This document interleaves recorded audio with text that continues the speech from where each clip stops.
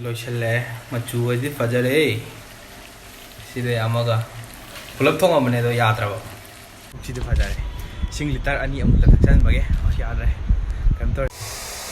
Hello guys, welcome back to another video.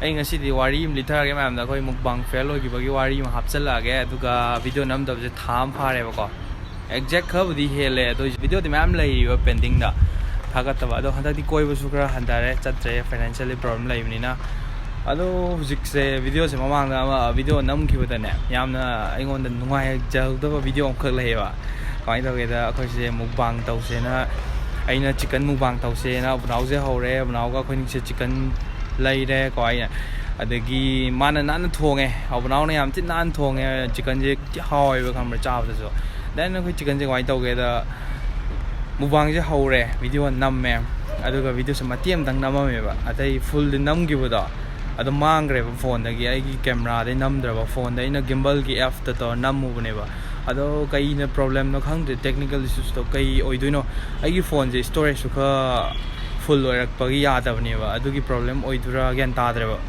yam thina nungai chagi yam penja de do mubang se amuka hanjira halojira mayam na comment tobiramo adu ngasi gi challenge sina koi gi ising thakpagi challenge oin torage khoi da friend am lai ko ma ga ising thakpagi challenge oin tawsalage ising se liter mari di lai re ngonda liter ani tha ge ado kanana hana loi have du yengase adu mayam su ising liter kya thakpa ngame adu comment thadabiramo kom video namjiki haidi any suggestion laita jo habiro. Thank you so much for supporting me. Ado handakti January lani ko advance Merry Christmas ko aduga haidi New Year su yausale mayam party tawwa plan ma lainer mani koi yen jis da hapchal lani use ngasi de yen gi mukbang lai ko si yen mapum ani je si mapum ma thone koi de oven le jadam ni na so in tawsal lagi koi cook sinoi ne na mathak khangamani thoidok hendong na Sara bunau, sila mapum na trokoi thong tu ja, mani mapum ni ja, sila ini di first time, si kutong je, asin, uri je. Hau ni kali koi si thong macam ni, itu ka noodles ka macam macam ni, itu ka mukbang tau terakke, koi ni na mukbang atau kita ba, itu na si thong jalage, luar kan tu ini yang aja, nanti di am sang ni video se. Noodles ki chicken le rahe. aduga sida koi chicken se full chicken je loishalle machu adi fajare side amaga pulap thong amane do yadra ba machu adi fajare hawani side ash side loi cha thok am dong wale let's see the video da muk thenga je ma'am. Hello guys, welcome back to another video. Asi de koi अपनाओ का मुक्बांग तब थार के मुक्बांग से कोई चम ना तुम चारा के सिगी चिकन हम से चावल लोई बंग हमने था से अतो यंग से अतो ngasi cook से माना तब थार के हाइडी ngasi चिकन जमा थोंग थार के अदगी चाउ जी माई सेमजल ले अदो पिक हमने ने अदो कोई चासल ले दुगा माय मिंग नो तुम खांगा मने अपनाओ नाइस डिक्शन पिसुम लगी ने को. A few moments later. Cây nói gì? Fajare de.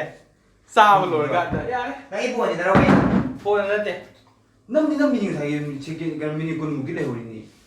Mini kun. Kun là một điều. Mà này, coi kiếm custom thế nào? Cái ai cái cái mukbang ki wari do. Mukbang chicken mukbang cái apnao cái do. Thì am thina nungai khite. Ai di video se am thina effort thadar ga am interest le na shame ba ko. Aduga loishalag da mukbang loishalag da video yam da di am penja da da no with to us speechless ore. So guys, the video makata yang bio aham changbirok pa oitar ga di subscribe to ka wino, please do like, comment, share. Thank you so much ko adudi akoi video horse se khoni to du je ising je liter mari di le liter ani ma ina ani ma mana oi divide tong hare aduga tha ani ko thak pa je loi ba ngamba and ya kanan hana loi adugi dina winner oi tune ko aduga winner sina kai winner sida kai to sige ai lu po mi sina chawol le se winner sige ai de anything kai no ma ko wai to se so guys so friends le re khoi ni sing je to ngasi di ma nuai ni ngasi di ma achapal len ge heng Bisleri ani lere aigi mai ani lere 1 liter ki ado sitha ko challenge tor je challenge ko koi gi jam kuin jang da ba sing di loi ga da ba surrender tau be ai bottle ma gi matung da ada mi sing thabu jam ka nei ko ado thak da ne da ina stopwatch thamage to wait 0 lere sida ko stopwatch se play taroge yeah start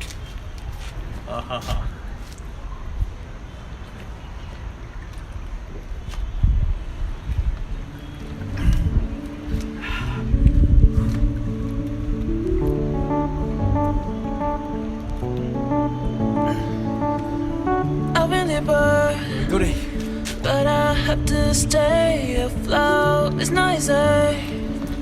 Be a person you don't want. Can somebody take me other thing? Going to do. Going to do. Where's the love I? Where's my childhood? If it's called living, I don't know. Where's the life I? Where's my childhood? If it's called living, I don't know. I don't wanna grow. Don't live myself. Send the torba. Mahang amroy hai. Send the to kre kya andno. 1 liter ka kitang the lep krema. Aigi siglo shan ko. Mado 1 minute 30 seconds hai ne ba mana lep kri do ko. So 1 minute. Wait. 1 minute 20 sai dam lep krema. Ai ngom ram de site.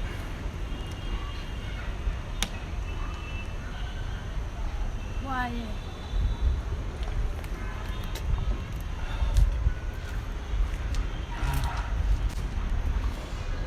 Andre. Kitang wale. Sidang lo shan ge. No. Dong wale.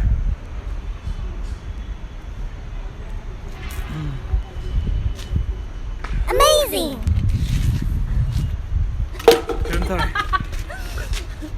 Kiram tore ngam de. So guys, ma'am sigi sing challenge ne. Mai vita di koi comment to biramo aduga Like, share, and subscribe. to ko wi no subscribe to ka wi no do pukchi de phajare. Sing liter ani amuk ta thaksan bage. Ya re. Kam tore side. So video sin mai vita di share to bi ko. Adudi mathang mu thengna che. Bye bye. Bye. Oh, magi ming hai ba ka re. Previna Sharma. Manipuri ne ma do. Na por ni na. Ai kai len ji pizza le ne. Pizza mai na chat thu ni. Sing thak to ra mi na ji. Pizza chat thu ni ngasi di chang am roi hai yeng ko na ko. Hai yeng le ji pizza do. Ngasi di chang am roi ta seng na ya tre. Pizza le ta mi na du na. Pizza layer again. Apo kami na lay kami na layer niyo si.